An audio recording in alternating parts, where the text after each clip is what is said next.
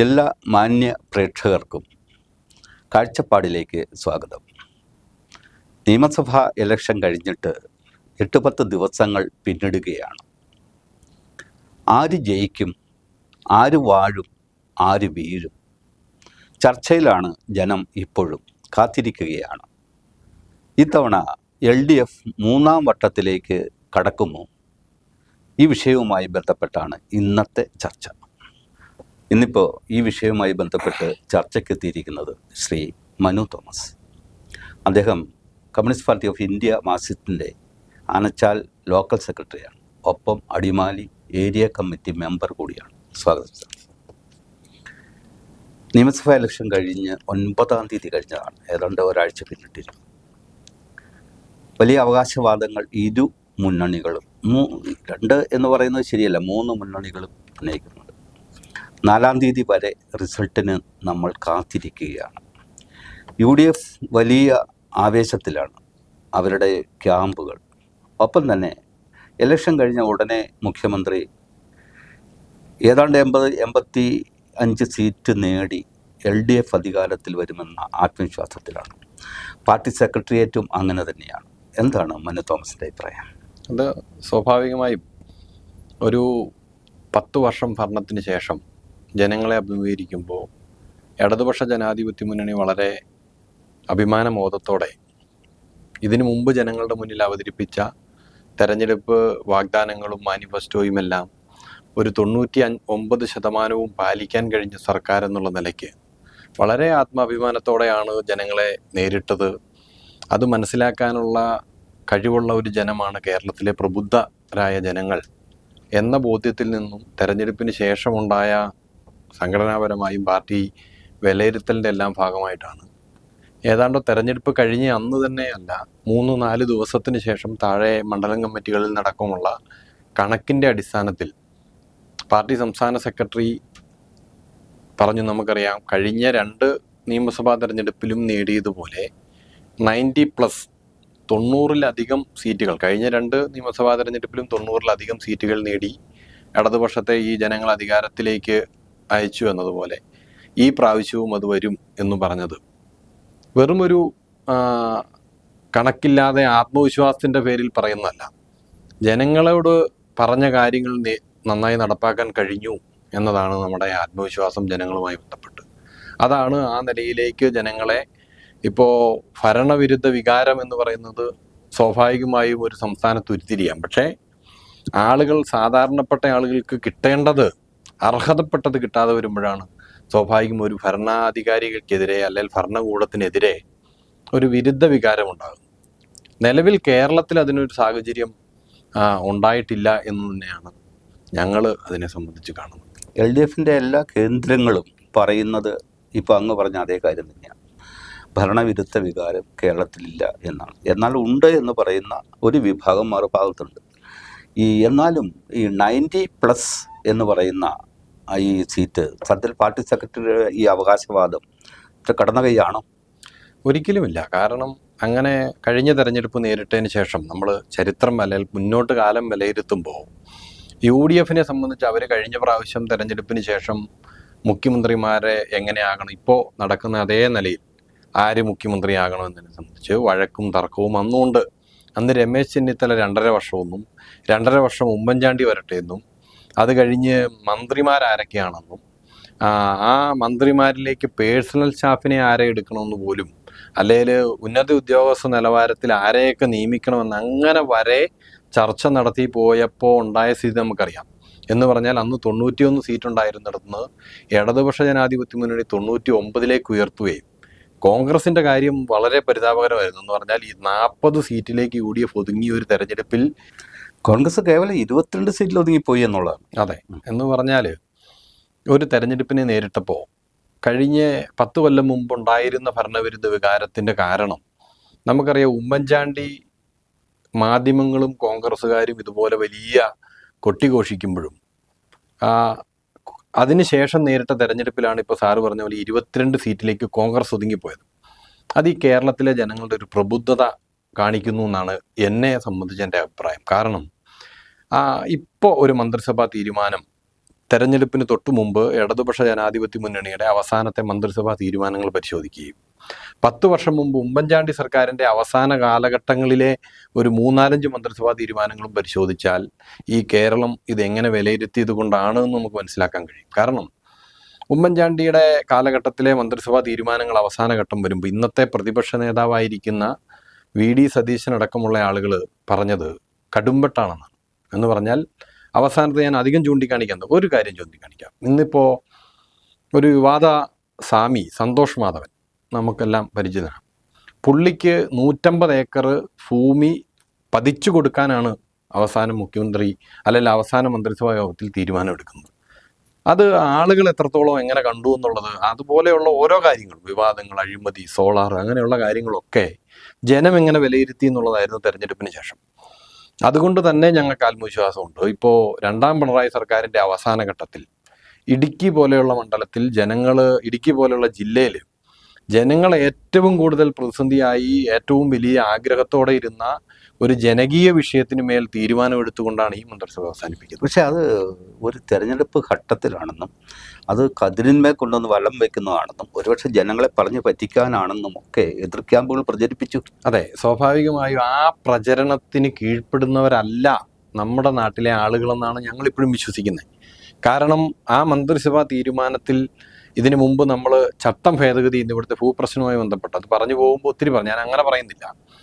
പോകുമ്പോൾ ഇവിടെ നിയമം പാസ്സാക്കി അതിൻ്റെ ചട്ടം കൊണ്ടുവന്നപ്പോൾ രണ്ടും രണ്ടായി വേണമെന്ന് പറഞ്ഞാൽ ഇവിടുത്തെ നമ്മുടെ സ്ഥാപന ജംഗമ വസ്തുക്കളെല്ലാം നിയമസാധുതയ്ക്കുള്ളിലാക്കുന്നതിന് വേണ്ടി അത് എടുത്തപ്പോൾ പറഞ്ഞു ഇനി ഇവിടെയുള്ള ആളുകൾക്ക് പുതിയതായി ഒന്നും പണിയാൻ കഴിയില്ല. അന്ന് ഈ പ്രചരിപ്പിച്ച അതേ ആളുകൾ പ്രചരിപ്പിച്ചു അതിനുള്ളത് വരില്ല, വന്നാൽ 1500 സ്ക്വയർ ഫീറ്റായി മാറും.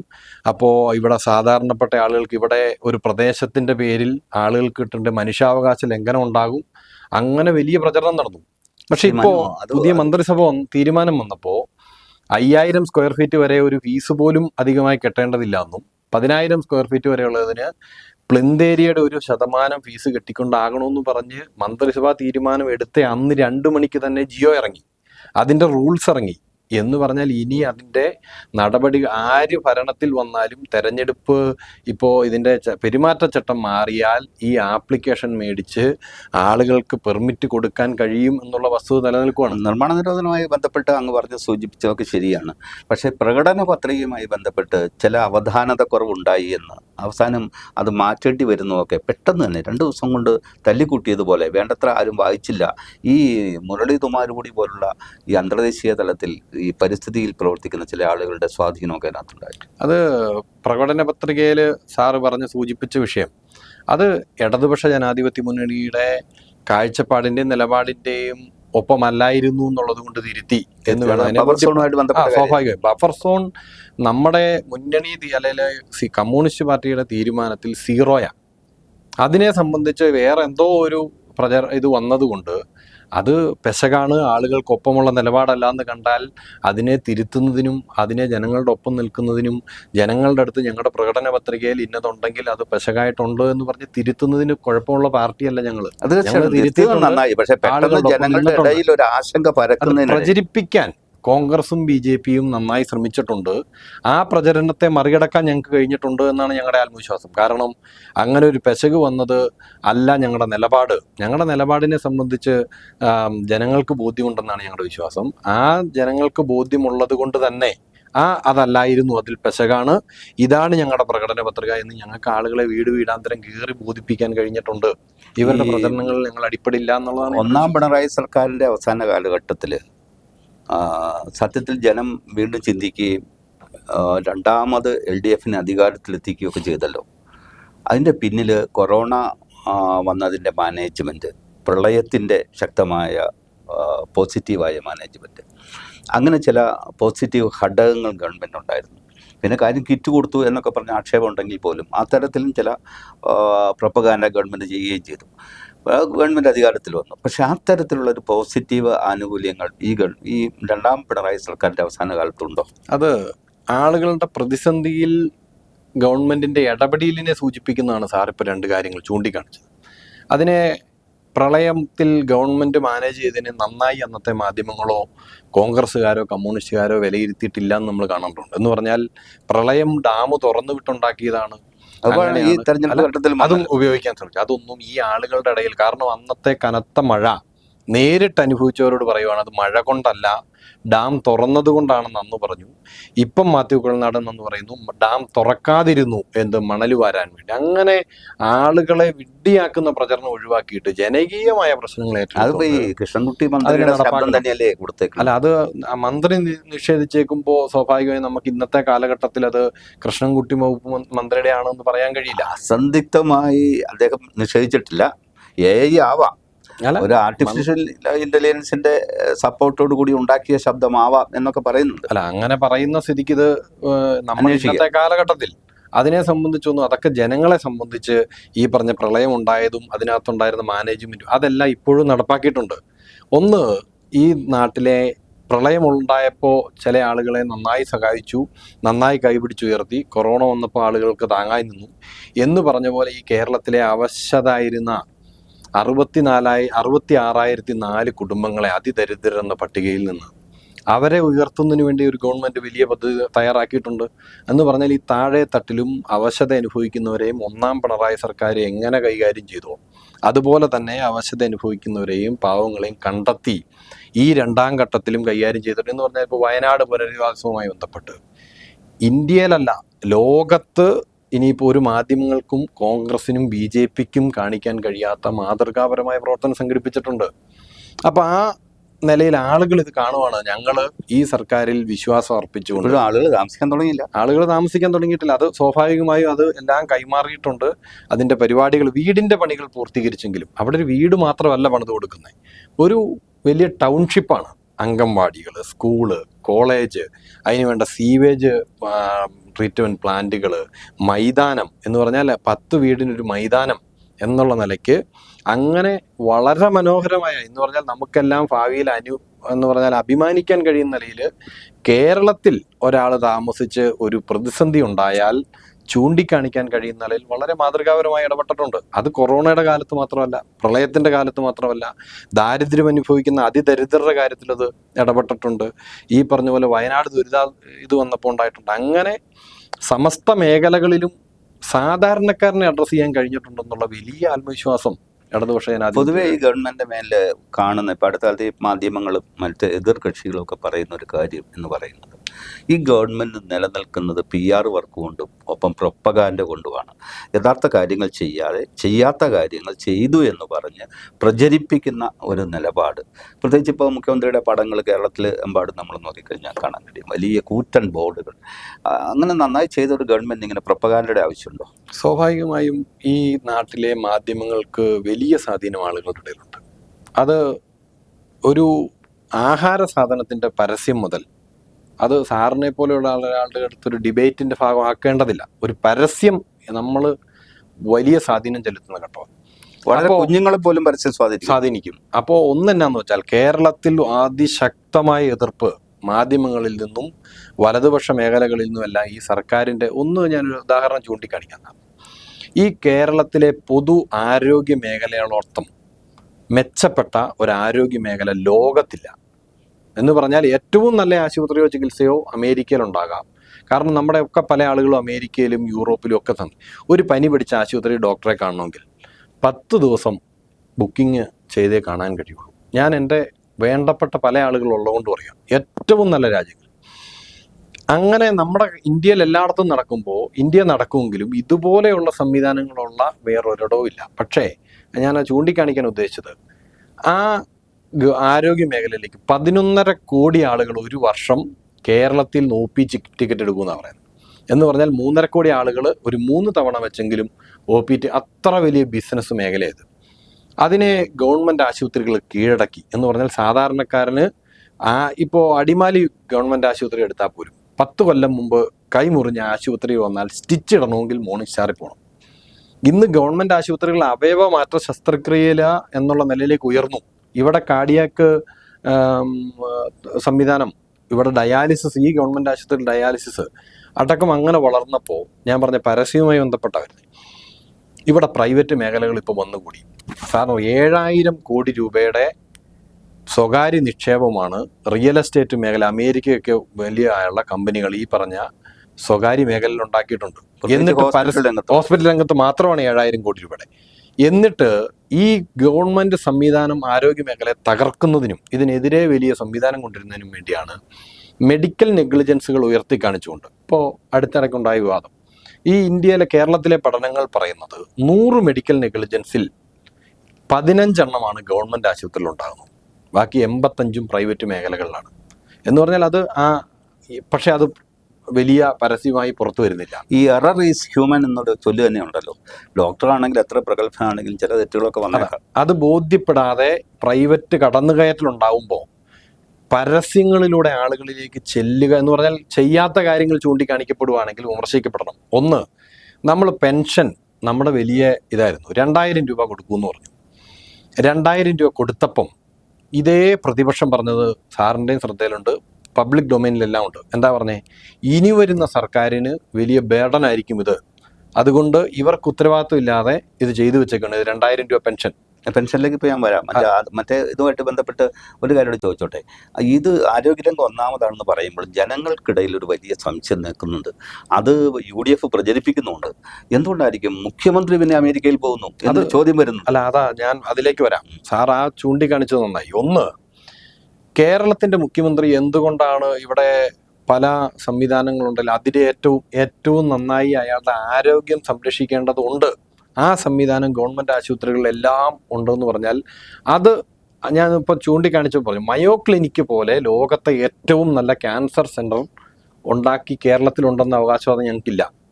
പക്ഷേ ഇവിടുത്തെ സാധാരണ ആളുകളുടെ സാധാരണ രോഗങ്ങൾക്ക് ഏറ്റവും നല്ല ചികിത്സ കിട്ടാൻ കഴിയുന്ന അമേരിക്കയേക്കാൾ വലിയ ചികിത്സാ സംവിധാനം ഇവിടെ ആണല്ലോ. മനോ, നമുക്കൊരു വ്യത്യാസം ഈ അസാധാരണത്വവും സാധാരണത്വവും.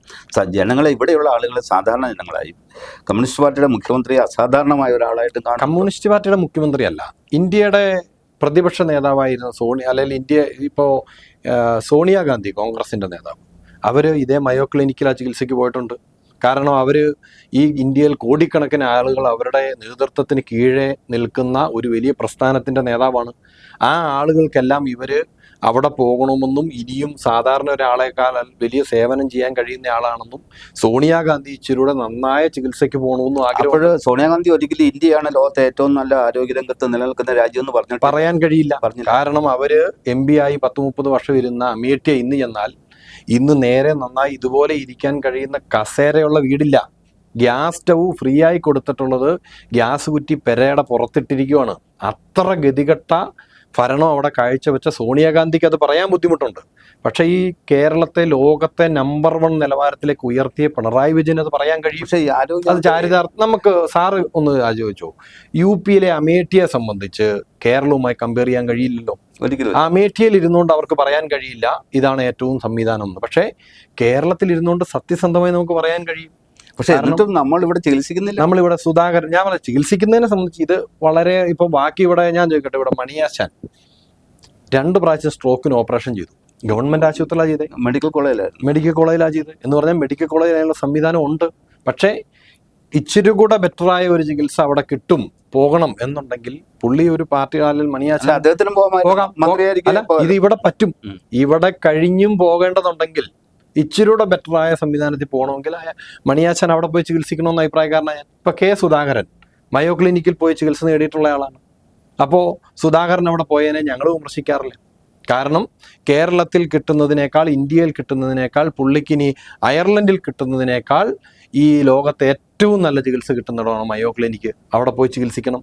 നമ്മൾ ആ അവകാശവാദം ഞങ്ങൾക്കില്ല. അടിമാലി ഗവൺമെന്റ് ആശുപത്രി മയോ ക്ലിനിക്കിനൊപ്പം ഉയർന്നു എന്നുള്ള അവകാശവാദം അല്ല ഞങ്ങൾ പറയുന്നത്. അത് രണ്ടും, അതാണ് ഈ പരസ്യം അവിടെ വരാതെ. ആരോഗ്യരംഗം വളരെ നന്നായി പോകുന്നുണ്ട് എന്ന് അവകാശപ്പെടുമ്പോഴും കേരളത്തിലെ ഏറ്റവും കൂടുതൽ വിമർശനത്തിന് വിധേയയായ മന്ത്രി ആരോഗ്യമന്ത്രിയാണ്. സ്വാഭാവികം അതിനെ ഞങ്ങൾ ഇങ്ങനെ കാണുന്നുള്ളൂ. ഒന്ന്, ശൈലജ ടീച്ചർ ആരോഗ്യവകുപ്പ് മന്ത്രി ആയിരിക്കുമ്പോൾ അതിനകത്തെല്ലാം ഈ 7000 കോടി ഈ കേരളത്തിലെ ആരോഗ്യ മേഖലയിൽ നിക്ഷേപിച്ചിട്ടുള്ള സ്വകാര്യ ഏജൻസികൾക്ക് വലിയ പങ്കുണ്ടെന്നാണ് എൻ്റെ വിശ്വാസം. കാരണം ശൈലജ ടീച്ചർ നന്നായി വൃത്തിയായി ഇത് കൈകാര്യം ചെയ്യുന്ന അഭിപ്രായം സാറിനും എനിക്കുമുണ്ട്. പക്ഷേ ശൈലജ ടീച്ചറെ കോവിഡ് റാണി നിപ്പ രാജകുമാരി എന്നൊക്കെ പറഞ്ഞു വരെ ഈ വിമർശിക്കപ്പെട്ടവരുണ്ട്. ഒന്ന് ഈ കൊറോണ പോലെ വലിയ ക്രൈസിസ് വന്നപ്പോൾ PPE കിറ്റ് മേടിച്ചതിൽ വില കൂടുതലുണ്ട് എന്ന് പറഞ്ഞ ആക്ഷേപം കൊണ്ടുവന്ന സംവിധാനം ഉണ്ടായിട്ടുണ്ട്. അത് സത്യമായിരുന്നു. അല്ല, അതെങ്ങനെയായിരുന്നു? സാറിനും എനിക്കും അറിയാം. 50 പൈസയ്ക്ക് കിട്ടിയിരുന്ന മാസ്ക് 15 രൂപ വിലയായി ഒരു മെഡിക്കൽ സ്റ്റോറിൽ, ഇല്ലേ? അപ്പോൾ കേരളത്തിൽ ഇതിന്റെ ലഭ്യത ഇല്ലെന്നായി. ഇതിനെ ഉൽപ്പാദിപ്പിക്കുന്ന കമ്പനികൾ ആ നിലയിൽ ഉൽപ്പാദിപ്പിക്കാൻ കഴിയാതെ വന്നു. അപ്പം വില കൂടുതലാണ്. ഇപ്പോൾ ഒരു തീരുമാനമെടുത്താൽ നാളെ ആക്ഷേപമാകുമെന്ന് പറഞ്ഞ് മാറി നിന്ന് ഈ നാട്ടിലെ ഒരു ആരോഗ്യ പ്രവർത്തനം മരിച്ചില്ല. അല്ല, പാൻഡമിക് വരുമ്പോൾ ആകുകയല്ല. അതുപോലും വക്രീകരിച്ച് കാണിച്ച് അത്രയും മിടുക്കിയായ ആരോഗ്യവകുപ്പ് മന്ത്രിയെ തേജോവധം ചെയ്യുന്നതിനുള്ള ഇടപെടൽ നടത്തിയിട്ടുണ്ട്.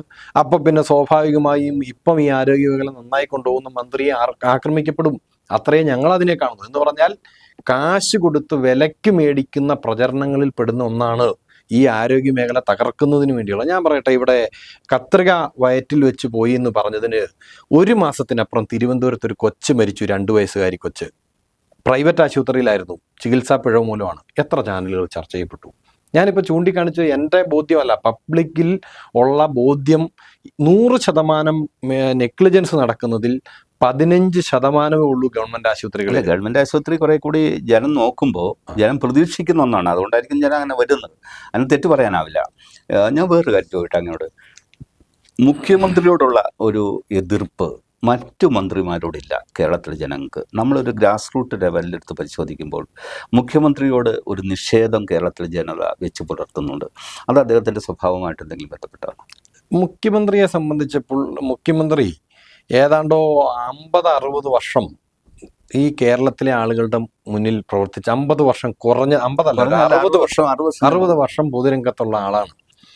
മുഖ്യമന്ത്രിയെ സംബന്ധിച്ച് ഈ നാട്ടിലെ എല്ലാ ആളുകൾക്കും അറിയാം.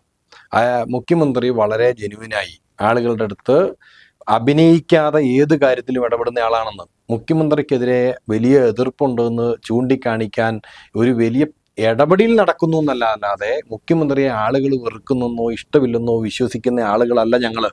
സാർ ഒരു ഉദാഹരണം മനസ്സിലാക്കിക്കൂ. ഇപ്പൊ സാറ് തന്നെ ചൂണ്ടിക്കാണിച്ചു, പരസ്യം ഞങ്ങൾ അങ്ങനെ എതിർപ്പുള്ള ഒരാളെ ഉയർത്തിക്കാണിച്ച് നിങ്ങൾ പറയുന്ന പോലെ ആണെങ്കിൽ എതിർപ്പുള്ള ഒരാളെ ഉയർത്തിക്കാണിച്ച് തെരഞ്ഞെടുപ്പ് നേരിടുന്ന പാർട്ടിയാണ് ഞങ്ങൾ.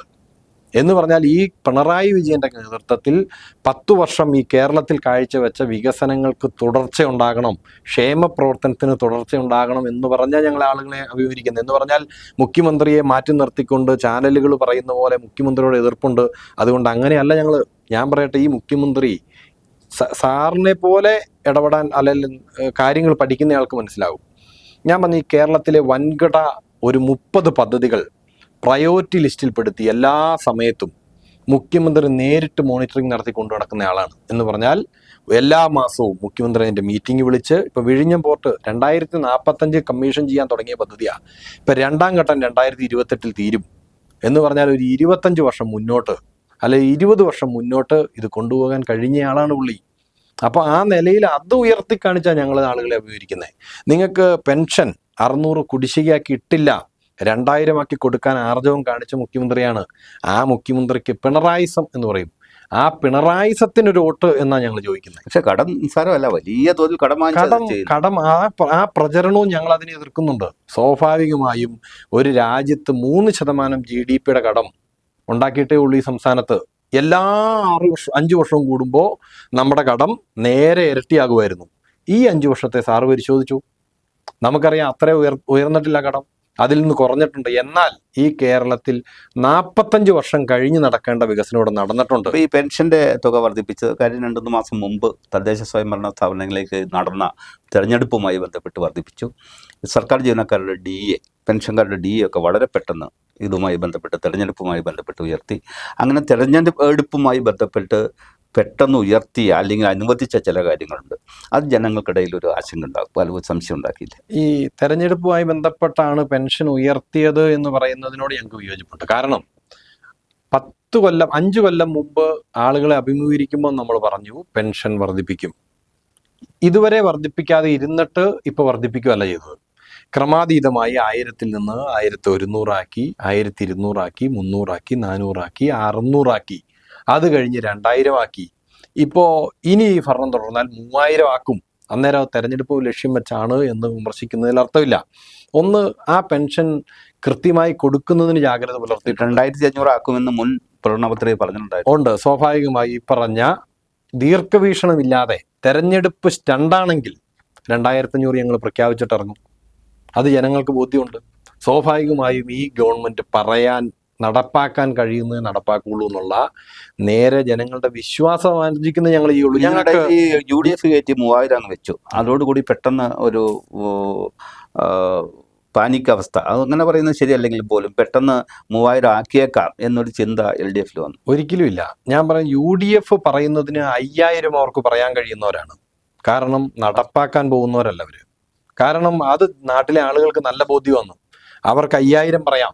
കാരണം ഇതേ UDF ഞാൻ ഇച്ചിരി മുമ്പ് സൂചിപ്പിച്ചെങ്കിലും ഒന്നുകൂടെ സൂചിപ്പിക്കാം, നമ്മൾ ഇടയ്ക്ക് പറയാൻ കഴിഞ്ഞില്ല. 2000 പെൻഷൻ ആക്കിയപ്പോൾ UDFന്റെ പ്രതികരണം എന്നായിരുന്നു എന്ന് ഈ നാട് കണ്ടതാണ്.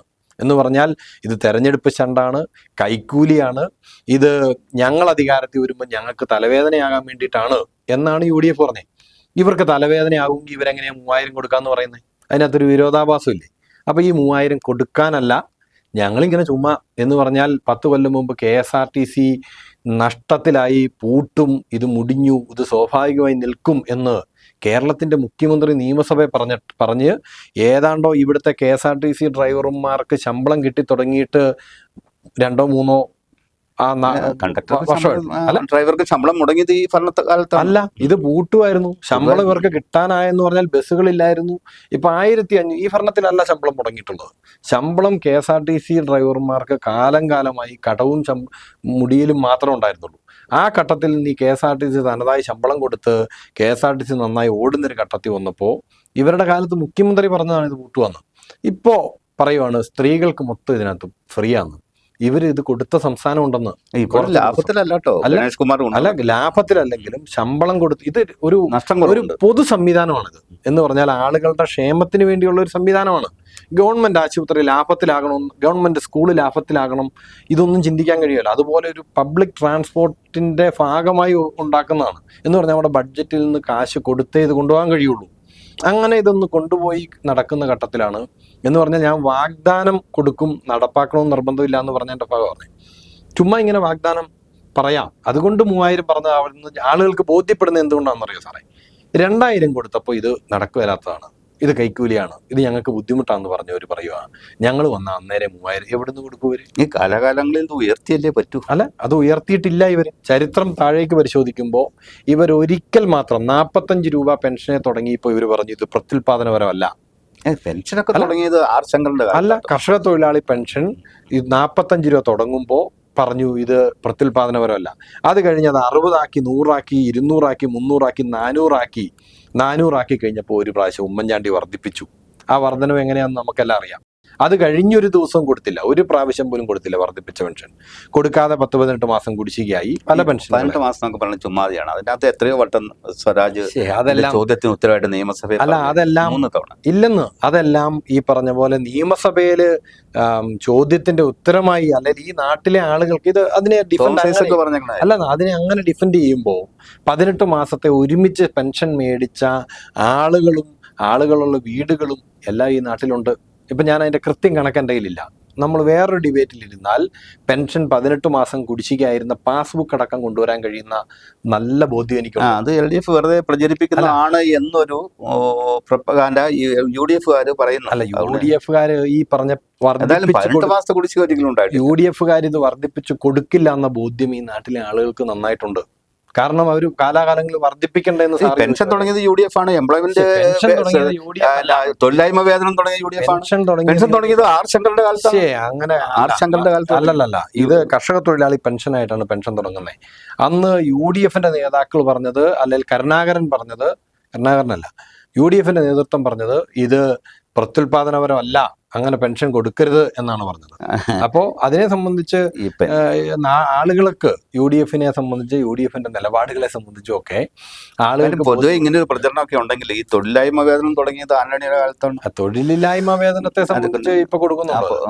ഇല്ല, അന്നത്തെ കാലത്താ പറഞ്ഞത്. അല്ല, ഇപ്പൊ അത് കൊടുക്കുന്നില്ലല്ലോ. ഇല്ല ഇല്ല. അത് അവര് തന്നെ തുടങ്ങി, അവര് തന്നെ നിരോധിച്ച്. UDF കാലത്ത് 2-3 പെൻഷനൊക്കെ ഉണ്ടായിരുന്നു, പിന്നെ അത് ഏകീകരിച്ചാണ് ഇപ്പൊ ഒന്നാക്കി മാറ്റിയത്. അതാണല്ലോ അതിന്റെ ഒരു ശരി. ഏകീകരണം അല്ല അതിന്റെ ശരി. അതാണ് ശരി. 32 ലക്ഷം, ആകെ 32 ലക്ഷം ആളുകൾക്കാണ് പെൻഷൻ കൊടുത്തിരുന്നത്.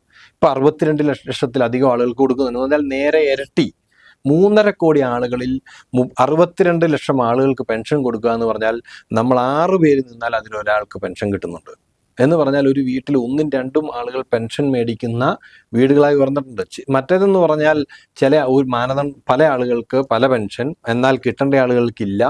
അങ്ങനെ ഒരു സംവിധാനത്തിൽ നിന്ന് അതിനെല്ലാം കൃത്യമായി ഉടച്ചു വാർത്ത് ഒരാൾക്കൊരു പെൻഷനാണ്, ആ പെൻഷൻ വർദ്ധിപ്പിച്ചിട്ടുണ്ട്, ആ പെൻഷൻ അവർക്ക് വേണ്ട നിലയിലേക്ക് ഉയർത്താൻ കഴിഞ്ഞിട്ടുണ്ട്, കൂടുതൽ ആളുകൾക്ക്, അർഹരായ ആളുകളിലേക്ക് എത്തിക്കാൻ കഴിഞ്ഞിട്ടുണ്ട്. അതിനകത്തൊക്കെ ചിട്ടയായ പ്രവർത്തനം നടത്തിയിട്ടുണ്ടോ എന്നുള്ള ആത്മവിശ്വാസത്തിൽ വലിയ ആത്മവിശ്വാസത്തോടെ അങ്ങ് സംസാരിക്കുമ്പോൾ ഏകദേശം LDF അധികാരത്തിൽ വന്നേക്കും, അല്ലെങ്കിൽ എത്ര സീറ്റോടുകൂടി അധികാരത്തിൽ വരുമെന്നാണ്? 90+. ഞങ്ങളങ്ങനെ ആരെങ്കിലും പറയും, ഒരു ഊഹം പറയാറില്ല.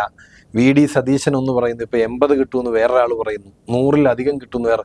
ഞങ്ങളെ സംബന്ധിച്ച് ഞങ്ങൾക്ക് കൃത്യമായ ഞങ്ങളുടെ വിലയിരുത്തലുകളുടെ അടിസ്ഥാനത്തിലാണ് കണക്ക് പറയുന്നത്. അതുകൊണ്ട് തന്നെ 10-20 വർഷങ്ങൾക്ക് മുമ്പാണെങ്കിൽ ശ്രീ മനു തോമസ് ഇരിക്കുന്ന ലോക്കൽ കമ്മിറ്റിയിലെ അല്ലെങ്കിൽ ബ്രാഞ്ച് കമ്മിറ്റിയിലെ കണക്കോ ലോക്കൽ കമ്മിറ്റിയിലെ കണക്കൊക്കെ ഒരു 20 വർഷം മുമ്പ് CPM-നെ സംബന്ധിച്ച് കറക്റ്റായിരുന്നു. അവരുടെ ഭൂരിപക്ഷം പോലും കറക്റ്റായിരുന്നു. ഇങ്ങനെ ഒരു സംവിധാനം ഇപ്പോൾ ഉണ്ടോ നിലവിൽ? കുറേയൊക്കെ പാളി പോയില്ലേ? സംഘടനാപരമായി സംവിധാനങ്ങൾക്കൊന്നും ഞങ്ങൾക്ക് കുറവ് വന്നിട്ടില്ല. കണക്കുകളെല്ലാം ഞങ്ങളുടെ നന്നായി ഒത്തു വരാറുണ്ട്. പക്ഷേ ഇപ്പോൾ കഴിഞ്ഞ നിയമസഭാ തെരഞ്ഞെടുപ്പും അതിന് മുമ്പത്തെ നിയമസഭാ, ഇപ്പോൾ സാറ് ചൂണ്ടിക്കാണിക്കാൻ പോകുന്ന പാർലമെന്റുമായി ബന്ധപ്പെട്ടൊക്കെ ആയിരിക്കും. പാർലമെന്റിലൊരു ജനവികാരം, വർഗീയതയ്ക്ക്, അത് കേരള പ്രബുദ്ധതയുടെ ഒരു പ്രശ്നം, അവര് അതിനെ അങ്ങനെ കണ്ടു എന്ന് ഞങ്ങൾ തന്നെ കണക്ക് കൂട്ടുന്നത്. തദ്ദേശ സ്വയംഭരണ സ്ഥാപനങ്ങളിൽ ഈ പറഞ്ഞ പോലെ ആളുകൾ ഓരോ വ്യക്തിപരമായി ഒക്കെ പലയിടങ്ങളിലും പ്രശ്നങ്ങൾ വരും. CPM-നുള്ള ഗ്രാസ് റൂട്ട് ലെവലിലുള്ള ജനങ്ങളുമായുള്ള ബന്ധം മറ്റൊരു പാർട്ടിക്കും ഇല്ലല്ലോ. ഇല്ല, ഞങ്ങൾ അതിനെ വിലയിരുത്തുന്ന പഞ്ചായത്ത് തെരഞ്ഞെടുപ്പിൽ കഴിഞ്ഞ തവണ ഞങ്ങൾക്ക് വലിയ വിജയം ഉണ്ടായത്, ഞങ്ങൾക്ക് അങ്ങനെ തുടരാൻ കഴിഞ്ഞിട്ടില്ല, പരാജയം നേരിട്ടിട്ടുണ്ടോ എന്നുള്ളത് ശരിയാണ്. പക്ഷെ ഞങ്ങളങ്ങനെ തീരെ ഇല്ലാതായി പോവല്ലേ. ഇത് 7 ജില്ലാ പഞ്ചായത്ത് ഇന്നും ഞങ്ങളാ ഭരിക്കുന്നത്. ഈ പഞ്ചായത്ത് തിരഞ്ഞെടുപ്പിന്റെ വോട്ടിംഗ് പെർസെൻറ്റേജ് കണക്കാക്കുമ്പോൾ അന്നും ആ വോട്ടിംഗ് പെർസെൻറ്റേജിൽ 57 മണ്ഡലങ്ങൾ ഞങ്ങൾ ലീഡ് ചെയ്യുന്നുണ്ട്. എന്ന് പറഞ്ഞാൽ ഇപ്പം 100 എണ്ണം ജയിക്കൂ എന്ന് പറഞ്ഞാൽ പഞ്ചായത്ത് തെരഞ്ഞെടുപ്പിൽ നടന്നതിൻ്റെ ഇരട്ടി തരംഗം അവർക്ക് അനുകൂലമായി അടിക്കണം, എന്നാൽ മാത്രം 100 സീറ്റിൽ അവർക്ക് എത്താൻ കഴിയുള്ളൂ. അപ്പോൾ 90 സീറ്റിലധികം നേടി അധികാരത്തിൽ വരാൻ സാധ്യതയുണ്ട് എന്ന് 100%. ഈ കമ്മ്യൂണിസ്റ്റ് മൂല്യങ്ങളിൽ ഒപ്പം തന്നെ ആദർശങ്ങളിൽ ഒക്കെ വിശ്വസിച്ച കുറേ ആളുകൾ നമ്മുടെ നാട്ടിൽ ഇപ്പോഴും ഉണ്ട്, എന്നുമുണ്ട്. കാരണം പാർട്ടി എപ്പോഴും ഒരു നവോത്ഥാന മൂല്യങ്ങൾ മുന്നോട്ട് വെച്ചിരുന്നു. ജനങ്ങൾ അതിൽ, ചെറുപ്പക്കാർ പ്രത്യേകിച്ച് ആകർഷകരായിരുന്നു. അതുകൊണ്ടാണ് ഈ പുരോഗമന ചിന്താഗതിക്കാരെല്ലാം പാർട്ടിയോടൊപ്പം നിൽക്കുന്നതൊക്കെ. ആ ആദർശങ്ങൾക്ക്, മൂല്യങ്ങൾക്കൊക്കെ ഇപ്പോൾ കോട്ടം സംഭവിച്ചുകൊണ്ടാണോ ഈ G. സുധാകരൻ, അതുപോലെ തന്നെ TK ഗോവിന്ദൻ, കുഞ്ഞികൃഷ്ണൻ തുടങ്ങിയവരിങ്ങനെ പാർട്ടിക്ക് പുറത്തു പോകുന്നതോ അല്ലെങ്കിൽ നിശബ്ദരാകുകയോ ചെയ്യുന്നത് കൊണ്ടാണ്? അത് നിശബ്ദരല്ലായത്. അതിനെ സംബന്ധിച്ച് G. സുധാകരൻ പോലുള്ള സഖാക്കന്മാർ ഇപ്പോൾ പോയ 3 പേരെയും സാറ് പറഞ്ഞ 3 പേരെയും, ഒന്ന് അധികാരമോഹത്തിൻ്റെ ഭാഗമായി പോയതാണെന്ന് ഞാൻ പറയാം. എന്തുകൊണ്ടാണെന്നറിയോ? ഒന്ന് TK ഗോവിന്ദൻ, 75 വയസ്സായി, പാർട്ടി കൊണ്ടുവന്ന ഒരു ഇതിൻ്റെ ഭാഗമായി 75 വർഷമായി. ഇനി ഇതിനകത്ത് നിന്നാൽ പാർട്ടി സംഘടനാപരമായി താഴെ പ്രവർത്തനത്തിലേക്കായി ഒതുങ്ങണം എന്ന ബോധ്യത്തിൽ ഇനി എനിക്കൊന്നും കിട്ടാൻ കഴിയില്ല എന്നുള്ള പ്രതിഷേധത്തിൽ നിന്നാണ് അയാൾ സ്വാഭാവികമായി ഇതുവരെ നിന്ന പ്രസ്ഥാനത്തെ തള്ളിപ്പറഞ്ഞ് അപ്പുറം പോയി ഇടപെടലുകൾ നടത്തിയിട്ടുള്ളൂ. അയാൾ MLA സ്ഥാനാർത്ഥിയായി മത്സരിക്കാൻ കോൺഗ്രസ് സീറ്റ് വാഗ്ദാനം ചെയ്തു. കാരണം 75 കഴിഞ്ഞ് എളുപ്പമാണോ കടന്നുകൂടുക? അല്ല, കടന്നുകൂടുവാണ്. ഇപ്പം കോൺഗ്രസിന്റെ ഒരു സ്ഥിതിയെ സംബന്ധിച്ച് വളരെ എളുപ്പമായി നടക്കുവാണ്. ചൂണ്ടിക്കാണിക്കാന്ന് ഈ CPM-ൽ നിന്ന് സ്ത്രീ പ്രശ്നവുമായി ബന്ധപ്പെട്ട് നടപടിയെടുത്ത് PK ശശി സീറ്റ് കൊടുത്തു കോൺഗ്രസ്. G. സുധാകരനെതിരെ പറഞ്ഞിരുന്ന എല്ലാ പരാമർശങ്ങളും പിൻവലിച്ച് സീറ്റ് കൊടുത്തു. PK ശശിയുടെ കാര്യം അവിടെ നിൽക്കട്ടെ. G. സുധാകരൻ സീറ്റ് കൊടുക്കുമ്പോൾ തെറ്റ് പറയാം. ഈ പറഞ്ഞ കോൺഗ്രസ് കൊടുക്കുമ്പോൾ തെറ്റ് പറയണം. കാരണം G. സുധാകരൻ അവിടെ പോയി ചേർന്നതിൽ തെറ്റ് പറയണം. അത് ആദർശശാലിയായിരുന്നു. അല്ല, ആദർശശാലിയാണെന്ന് കോൺഗ്രസ് ഇപ്പോഴാ പറയുന്നത്. അതിനു മുമ്പ് G. സുധാകരൻ പൊതുജനമല്ല, കോൺഗ്രസ് എന്ന് പറഞ്ഞ പ്രസ്ഥാനം പൊതുജന അംഗീകാരം ഈ പാർട്ടിക്കകത്ത് നിന്നപ്പം എല്ലാവർക്കും കിട്ടിയിട്ടുണ്ട്. ഇപ്പോൾ ഈ പറഞ്ഞ ജി സുധാകരൻ ഈ പാർട്ടിക്കൊപ്പം നിന്നപ്പോൾ ഈ പാർട്ടിക്ക് വേണ്ടി ചോരയും നീരും ഇതാക്കി നിൽക്കുന്ന ഒത്തിരി ആളുകളുടെ സഹായത്തോടു കൂടെ അയാൾക്ക് അംഗീകാരം കിട്ടിയിട്ടുണ്ട്. പക്ഷേ ഈ പുള്ളിയുടെ ഇപ്പോൾ കവിതകൾ പോലും, ജി സുധാകരൻ എഴുതിയ കവിതകളെ പോലും ഈ കേരളത്തിൽ 3-4 ദിവസം ഈ നാട്ടിലെതിരെ ചർച്ചയാക്കി കൊണ്ടുവന്നിരുന്ന ആളുകളാണ് കോൺഗ്രസ്. ഇപ്പം വളരെ മിടുക്കനായ ആളായി ജി സുധാകരൻ. ജി സുധാകരന്റെ കവിതയെ കുറിച്ചൊന്നും കവിതയ്ക്കെതിരെ കാരണം സന്യാസിക്ക് എതിരെ കവിതകൾ, സന്യാസിയുടെ തുണിയെ സംബന്ധിച്ച് എഴുതിയ കവിത, അതൊക്കെ ഇവിടെ വിപ്ലവമായ അല്ലെങ്കിൽ വലിയ എതിരാക്കി ചർച്ച ചെയ്തിരുന്ന ആളുകളാണ് കോൺഗ്രസിന്റെ പ്രതിപക്ഷ നേതാവ് അടക്കം. ഇപ്പോ ജി സുധാകരൻ കൊള്ളാം, ടി.കെ. ഗോവിന്ദൻ കൊള്ളാം, മറ്റേ പി.കെ. ശശി കൊള്ളാം, മറ്റേ കുഞ്ഞികൃഷ്ണൻ കൊള്ളാം. തിരിച്ച് CPM LDF ചെയ്തിട്ട് ഇവിടുത്തെ ആളുകള് അത്ര എളുപ്പമാണോ? ഇത് മൂല്യച്യുതിയുടെ ഭാഗമായി പോകുന്നതല്ല, അധികാരമോഹത്തിന്റെ ഭാഗമായി പോവാണ്. ഇതിനകത്ത് നിന്നാൽ ഇനി എനിക്ക് ഇങ്ങനെ ആകാൻ കഴിയുന്ന ഒന്ന്, ഞാനാണ് മുഖ്യമന്ത്രി, ഞാനാണ് MLA എന്ന് പറഞ്ഞ് സ്വയം പ്രഖ്യാപിതമായി കമ്മ്യൂണിസ്റ്റ് പാർട്ടിയിൽ കഴിയില്ല എന്നുള്ളത് കൊണ്ട് ഇതിനകത്ത് കുറെയെല്ലാം ശ്വാസം മുട്ടി അധികാരമോഹികളായിരുന്ന ആളുകൾ നിന്നിരുന്നു. അവർക്ക് ഒഴിവാകേണ്ട വന്നിട്ടുണ്ട് എന്നുള്ളതാണ് അല്ല, അവർക്ക് ആ സ്പേസ് അല്ലെങ്കിൽ ആ ഇടം നഷ്ടപ്പെടുമ്പോൾ പുറത്തു പോവല്ലാതെ വേറെ മാർഗം. അത് സ്വയം അധികാരത്തിന്റെ സ്വാർത്ഥതയുടെ ഭാഗമായിട്ടാണ്. അല്ലാതെ സ്വയം ത്യജിച്ച് കമ്മ്യൂണിസ്റ്റ് പാർട്ടി മുന്നോട്ട് വെക്കുന്ന മുദ്രാവാക്യം ഉയർത്തി ജനസേവനമാണ് ഉദ്ദേശം. 70 വർഷം ഒരു പാർട്ടിയിൽ നിന്നാണെന്ന് ഓർക്കണം. 70 അല്ല 75 വർഷം. ഇപ്പൊ 80 വയസ്സായി ജി സുധാകരൻ. ഇനിയും ഞാൻ അധികാരത്തിൽ ഇരുന്നാലേ നടക്കുള്ളൂ എന്നുള്ള ബോധ്യത്തിൽ നിന്നാണ്. സമയത്തിന്റെ പരിമിതി മൂലമാണ് അവസാനിപ്പിക്കുന്നത്. അല്ലെങ്കിൽ ഇനിയും ധാരാളം കാര്യങ്ങൾ ചോദിക്കാനുണ്ട്. അപ്പോൾ പാർട്ടി LDF 3-ാം വട്ടവും കേരളത്തിൽ അധികാരത്തിൽ വരുമെന്നാണ് അങ്ങ് കരുതുന്നത്? തീർച്ചയായിട്ടും. നന്ദിയുണ്ട് ഇത്രയും നേരം മീഡിയാനിൽ വന്നതിനും ആത്മവിശ്വാസത്തോടെ സംസാരിച്ചത്. അമിതമായ ആവേശം UDF ക്യാമ്പുകളിൽ അല തല്ലുന്നുണ്ടെങ്കിലും LDF ഇപ്പോഴും ആത്മവിശ്വാസത്തിൽ തന്നെയാണ്. അവർ 3-ാം ഊഴത്തിനായി കാത്തിരിക്കുന്നു എന്നാണ് ചർച്ച കഴിയുമ്പോൾ നാം കരുതേണ്ടത്. നന്ദി, നമസ്കാരം.